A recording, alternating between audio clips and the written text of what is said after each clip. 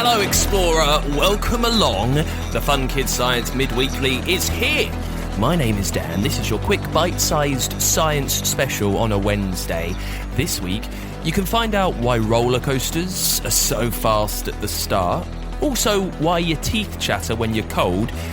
We'll search for the lost city of Atlantis and discover how plants grow underwater. And we start in Scotland. Jack, thank you for this. Jack wants to know, why do roller coasters get so much speed at the start? Well, roller coasters get speed normally in two different ways.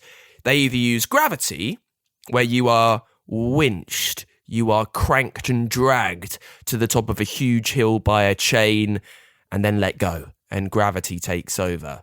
That's quite old school. You might have been on one, you've got that slow start as it creeps up the hill. Over the last 10 years or so, there's been another way of making coasters race, and that's using something called hydraulics, where a lot of gas is squeezed into a tiny amount of space. Then it gets released to power a motor. The force of the gas makes the motor turn, it makes the pistons move, and a cable is attached from the motor to the car.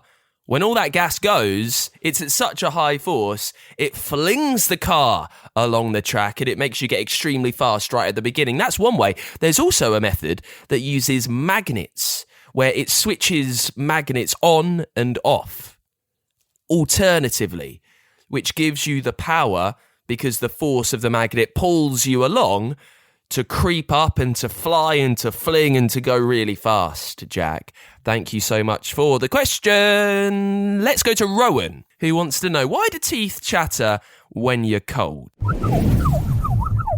When you're chilly, your body does everything it can to try and raise your body temperature.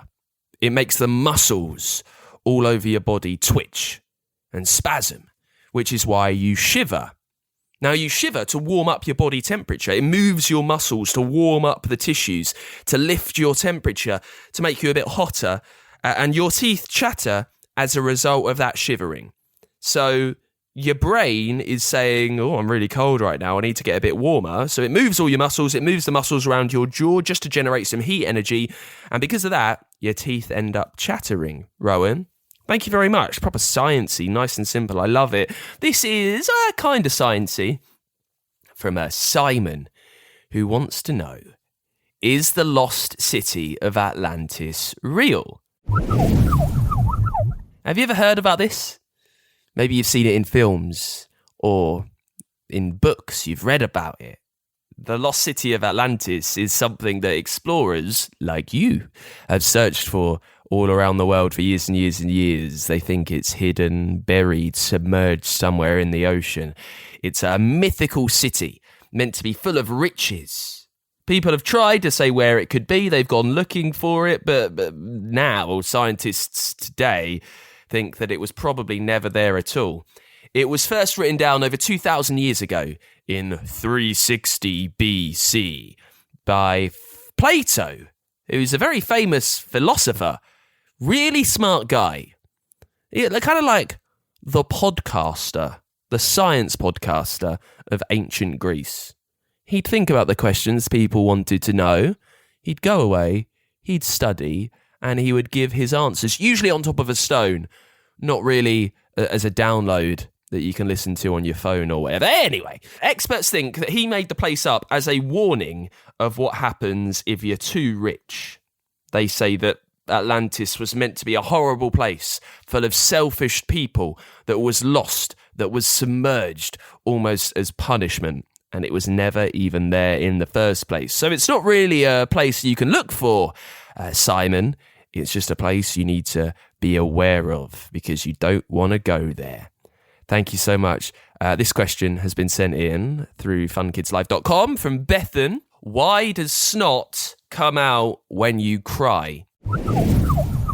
Well, when you cry, water comes out of tear glands that are under your eyelids. Normally, they escape regularly through your eyes, which is why when you cry, you cry. But sometimes those tears, they drain down the back of your nose and they empty there into your nostrils. The water gets out the wrong way. They run off into your nose. They mix with all the snot and the mucus there, so your nose runs. And what happens when you cry, it mixes with that snot, so your nose runs. And that is why sometimes you snot when you cry, Bethan. Last one this week. Ava wants to know, how do plants grow underwater?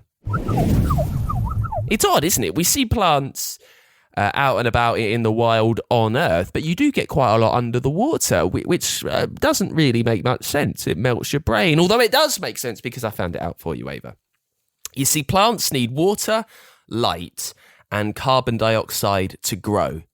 It's through a process called photosynthesis that you might have heard about at school, where plants take the carbon dioxide and they use the energy from that so they can live, so they can thrive, and they put out oxygen, which you breathe so you can live and you can thrive.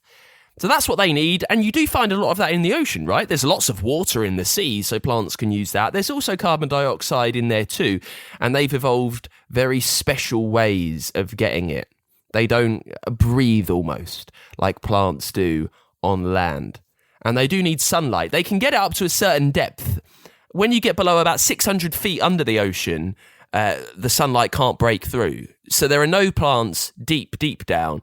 But when you're slightly high up, when you're kind of shallow, you will find plants there because they can get water, light, and carbon dioxide, even though they're submerged in the sea, Ava. Thank you so much for that.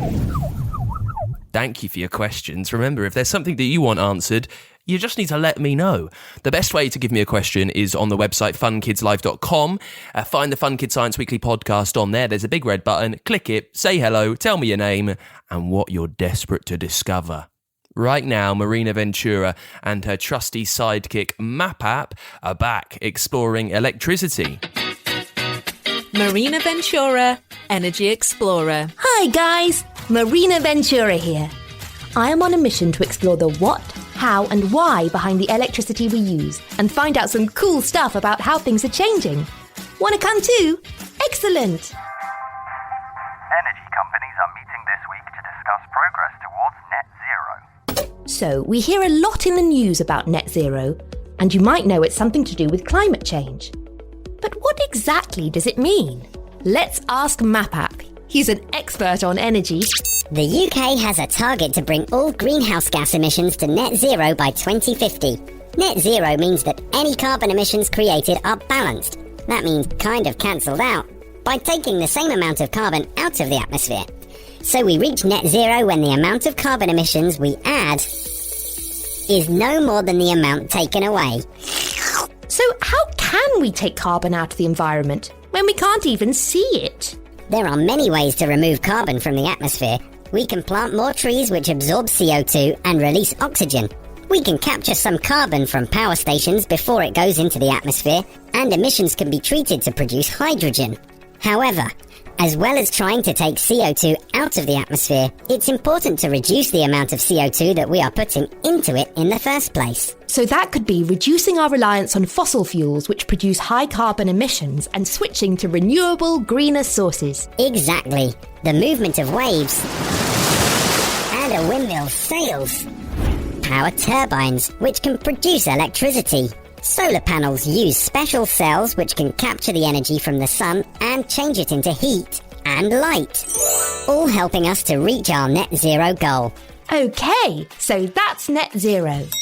But what about zero carbon? That's something else that's increasingly important, right? That's correct. When carbon and other heat-trapping emissions are released into the air, they act like a blanket, holding heat in our atmosphere and warming the planet.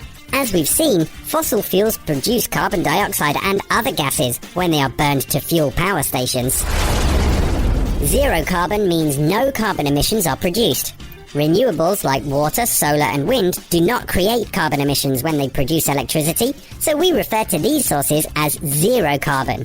This means if the market provides us purely with electricity generated from zero carbon sources, we can run the system without needing to use other sources that emit carbon. So Britain's electricity will be carbon-free. So net zero is all about balancing or cancelling out any carbon we produce. We reach net zero when the amount of greenhouse gas we produce is no more than the amount removed. But zero carbon means no carbon is given off at all from our sources of energy. Got it in one. The way electricity is generated is certainly changing as we head towards a greener future. But it's important to have a range of different fuel sources and technologies to generate electricity to ensure a constant supply. After all, it's not always windy or sunny here in the UK. A really cool thing about the move from fossil to renewables is that these changes are leading to some amazing new jobs. Green jobs. Marina Ventura, Energy Explorer. Find out more about National Grid and how Grid for Good is helping climate change at funkidslive.com/marina. If you want to find out more about Marina, head to funkidslive.com and search for Marina Ventura. And while you're on the website, have you got your ticket yet for Fun Kids Science Weekly Live? I hope so, because it's like a month away from the very first show. In just a few weeks, you can come along and help me explore the universe live on stage. I'm playing towns and cities all around the UK with dangerous beasts, with geniuses answering your questions. We'll have experiments, slimy things happening, and something from outer space live on stage. You can get your hands on that. It'll be extraterrestrial. And we've never done a tour before. I'm so excited. I can't wait to see you this summer, where things will get very sciencey. Come along to Fun Kids Science Weekly Live. You can get your ticket for that, funkidslive.com/tour.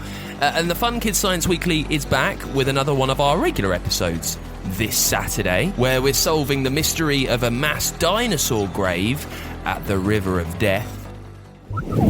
So the Pipestone Creek bone bed is incredibly dense. Like we're talking about something like 100 to 300 bones per square meter in this particular bone bed. So we have to plan really carefully.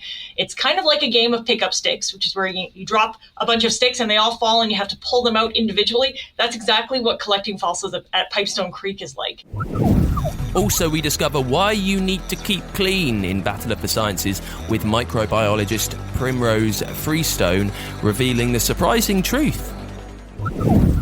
Washing, and not just with water but also with soap or detergents, what they do is actually sort of get rid of any kind of oils and so on in your skin, and that actually is what's key in terms of actually washing. So you need to wash with a detergent, soap, hand wash, pretty much anything, quite frankly.